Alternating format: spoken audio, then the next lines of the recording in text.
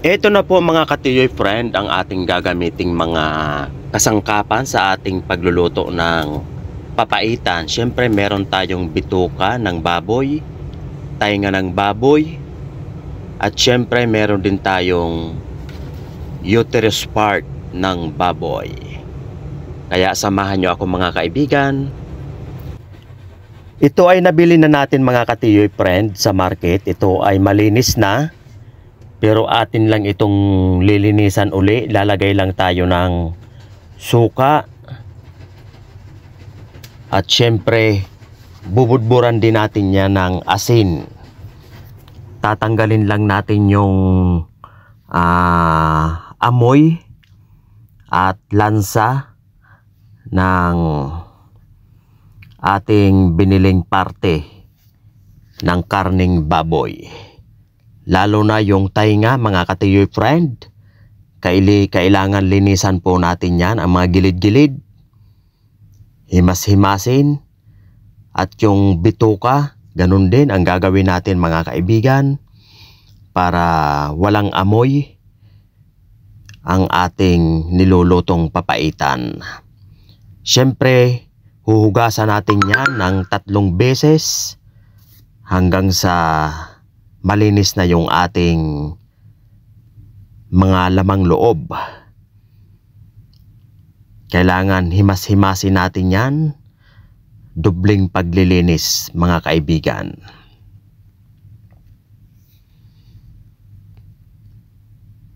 Tatlong banlaw, okay na yan mga katiyoy friend. Nakaready na yung ating pressure cooker na paglulutuan.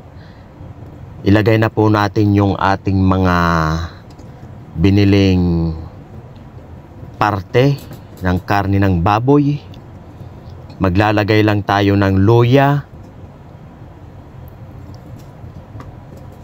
paminta, dahon ng laurel. Budburan natin yan ng asin. At syempre sasabawan na po natin yan mga katiyoy friend. Tatakpan at palambutin lang natin yan mga kaibigan para mas lalong masarap yung ating pagkakain ng papaitan.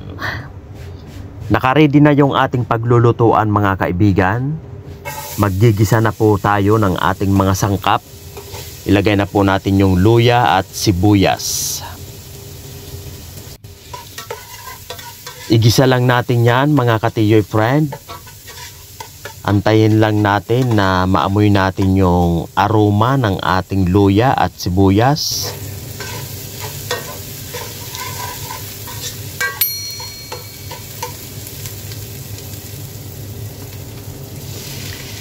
Sunod, ilagay na po natin yung ating pinakuloang parte ng baboy.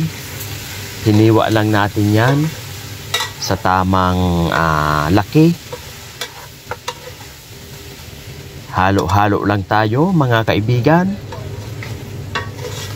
Siguradong mapaparami naman ang kain natin ito. Lalong-lalo na mga katiyoy friend, paborito ito sa pulutan natin. Wow! Maglagay lang tayo ng patis. Ayan, haluin lang natin para kumapit yung patis, yung lasa ng patis sa ating pagluluto mga katiyoy friend. Takpan lang natin yan ng ilang minuto. Yun. Mabango-bango na. Wow. Paborito ko ito mga katiyoy friend. Kaya kung hindi ka pa nakakapag-subscribe sa aking channel, abay, subscribe mo na kaibigan. Ilagay na po natin yung ating pinagkuluan. Ayan, yung sabaw. Tinanggal ko lang yung taba sa ibabaw. Mag-add lang tayo ng tubig. Depende po sa atin mga katiyoy friend kung gaano karami ang ilalagay nating tubig para sa sabaw. Muli, maglagay tayo ng paminta. At syempre yung ating lemon. Kasabay na po ang balat dyan para mapait yung ating niluluto. dahon ng laurel, syempre yung ating sili. Haluin lang natin yan mga kaibigan. Sunod ay tatakpan lang natin yan, pakuluan ng mga 10 minutes. Ito na, napakabango na mga katiyoy friend.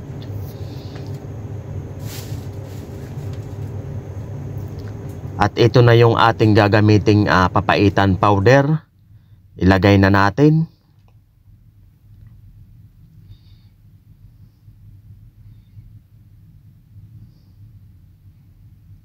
Wow! Paborito mo ba ito mga kaibigan? Abay syempre, malapit na maluto ang ating papaitan mga katiyoy friend. Ilang minuto na lang ay atin na itong pagsasalu-saluhan. Talagang mapaparami naman ang kain natin nito mga katiyoy. Titimplahan natin yan ng asin. Ayan.